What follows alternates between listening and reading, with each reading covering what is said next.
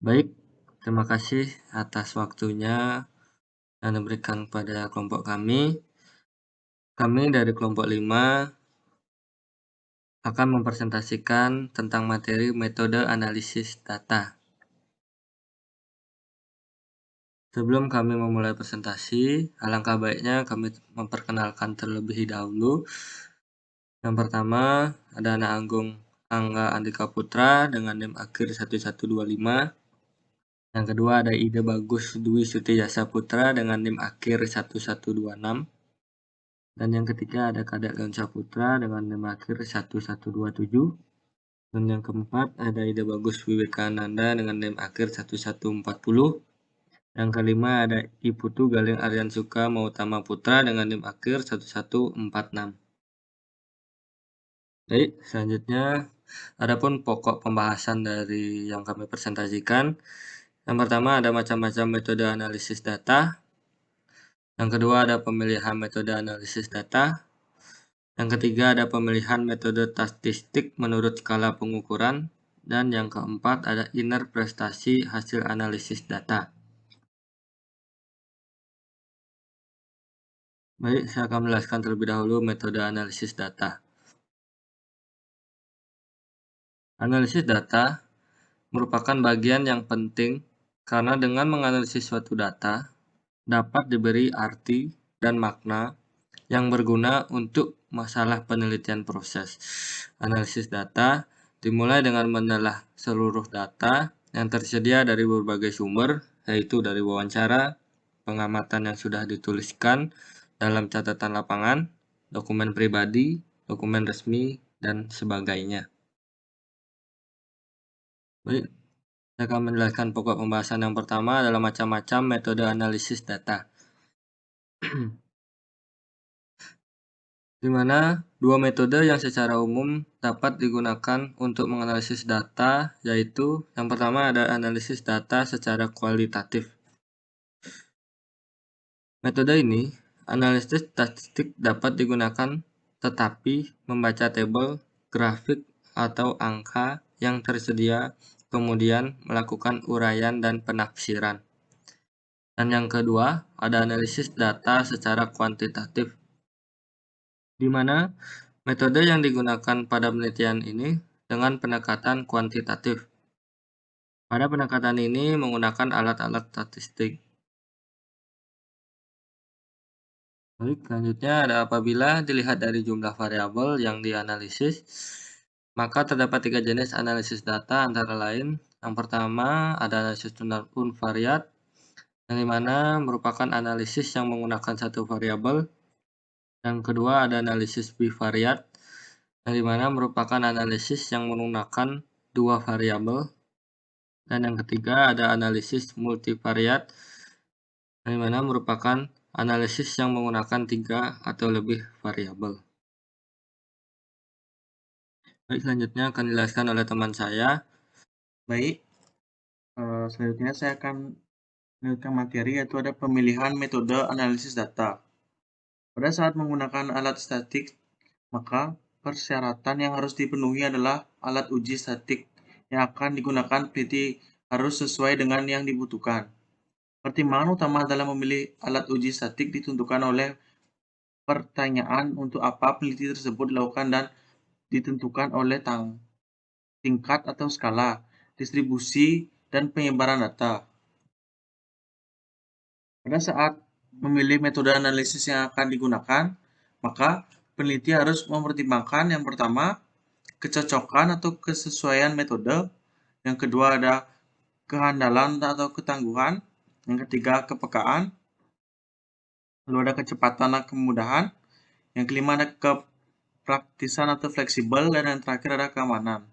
Faktor lain yang menjadi pertimbangan dalam memilih metode analisis adalah yang pertama, apakah analisis dilakukan untuk satu sampel, jarang atau sering dengan contoh yang sama, ada reaksi apa saja yang harus tersedia, lalu beberapa lama waktu yang diperlukan, dan yang terakhir apa saja matriks sampel yang dianalisis.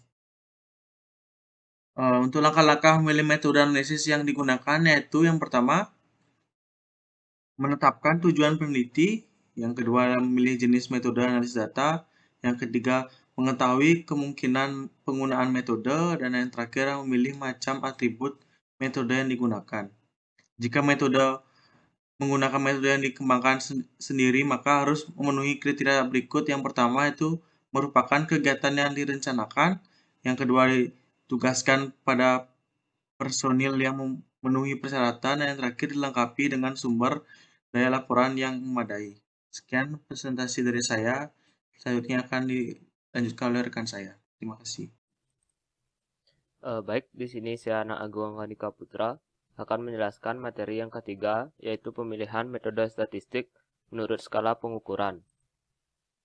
Nah, pemilihan terhadap alat statistika dalam penelitian kuantitatif sangat bergantung pada skala pengukuran dari variabel yang digunakan. Pemilihan metode statistik dapat dipengaruhi oleh beberapa tipe dari skala pengukuran yang digunakan, yaitu skala nominal, di mana skala nominal adalah skala yang paling lemah dengan membuat himpunan-himpunan atau kelompok-kelompok dalam satu kejadian. Nah, yang kedua yaitu skala ordinal, di mana skala dengan membuat himpunan-himpunan atau kelompok-kelompok yang diberi pemeringkatan. Yang ketiga yaitu skala interval, di mana memiliki ciri yang sama dengan skala nominal dan ordinal, namun memiliki jarak antara himpunan-himpunan atau kelompok-kelompok dalam suatu kejadian. Dan yang terakhir yaitu skala rasio, di mana himpunan skala-skala sebelumnya ditambah dengan adanya titik nol yang absolut.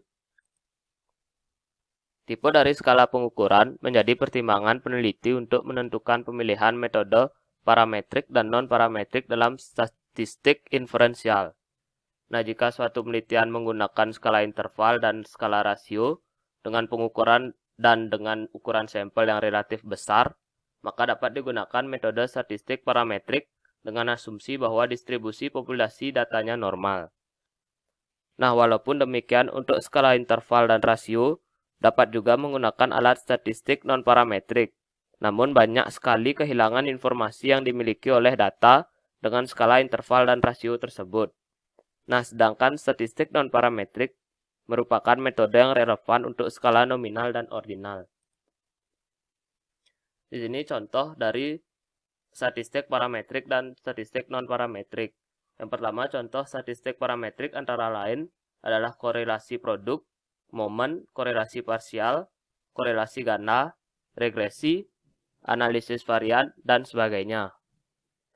Dan yang kedua yaitu contoh statistik non-parametrik adalah chi kuadrat, Mann-Whitney, McNemar, Cochrane, koefisien kontingensi, korelasi Rank-Spearman, Kruskal-Wallis, dan sebagainya. Untuk materi yang selanjutnya akan dijelaskan oleh teman saya. Baik, di sini saya akan melanjutkan presentasi, yaitu pokok bahasan yang keempat, ada interpretasi hasil analisis data. Interpretasi data merupakan suatu kegiatan yang menggabungkan hasil analisis dengan pernyataan, kriteria, atau standar tertentu untuk menemukan makna dari data yang dikumpulkan, untuk menjawab permasalahan pembelajaran yang sedang diperbaiki. Interpretasi data adalah upaya peneliti memaknai data yang dapat ditempuh dengan cara meninjau kembali gejala-gejala berdasarkan sudut pandangnya, perbandingan dengan penelitian yang pernah dilakukan, misalnya oleh peneliti lain. Interpretasi di sini adalah proses memberi arti dan signifikansi terhadap analisis yang dilakukan, menjelaskan pola-pola deskriptif, mencari hubungan dan keterkaitan antar deskripsi-deskripsi data yang ada. Untuk interpretasi yang didasarkan atas statistik deskriptif, khususnya tabulasi silang, ada ketentuan atau aturan yang perlu diperhatikan. Jika diasumsikan ada satu variabel yang bertindak sebagai variabel pengaruh dan satunya lagi sebagai variabel terpengaruh, maka arah perhitungan untuk tabulasi silang selalu dihitung searah dengan variabel pengaruhnya. Nah, dalam menginterpretasikan tabulasi silang tersebut dengan membandingkan angka persen pada set tabel searah dengan variabel pengaruhnya. Interpretasi di sini hasil dari penelitian dilakukan untuk mencari makna dan implikasi yang lebih luas dari hasil-hasil penelitian. Interpretasi hasil analisis dapat dilakukan dengan dua cara, yaitu sebagai berikut. Yang pertama, interpretasi secara terbatas, karena peneliti hanya melakukan interpretasi atas data dan hubungan yang ada dalam penelitiannya. Kemudian yang kedua, peneliti mencoba untuk mencari pengertian yang lebih luas tentang hasil-hasil yang telah didapatkannya dari analisis tersebut. Sekian presentasi dari saya. Selanjutnya, materi akan dilanjutkan oleh rekan saya. Terima kasih. Baik, saya akan melanjutkan presentasi. Pada waktu menganalisis data penelitian, secara otomatis peneliti membuat interpretasi di mana analisis dan interpretasi yang dilakukan sangat erat hubungannya, karena keduanya itu dilakukan hampir bersamaan. Menginterpretasi berarti menggunakan hasil analisis untuk memperoleh arti atau makna. Interpretasi itu mempunyai dua bentuk, yaitu yang pertama, interpretasi dalam arti sempit atau deskriptif. Interpretasi data yang dilakukan hanya sebatas pada masalah penelitian yang diteliti berdasarkan data yang dikumpulkan dan diolah untuk keperluan penelitian tersebut. Yang kedua, interpretasi dalam arti luas atau analik. Interpretasi guna mencari makna dan hasil penelitian dengan jalan tidak hanya menjelaskan atau menganalisis data penelitian tersebut, tetapi juga melakukan intervensi atau generalisasi dari data yang diperoleh dengan teori-teori yang relevan dengan hasil penelitian tersebut. Kemudian, pada garis besarnya, analisis dalam penelitian sosial dapat dibagi ke dalam dua bentuk kelompok, yaitu analisis untuk kategorikal dan analisis untuk data bersambungan.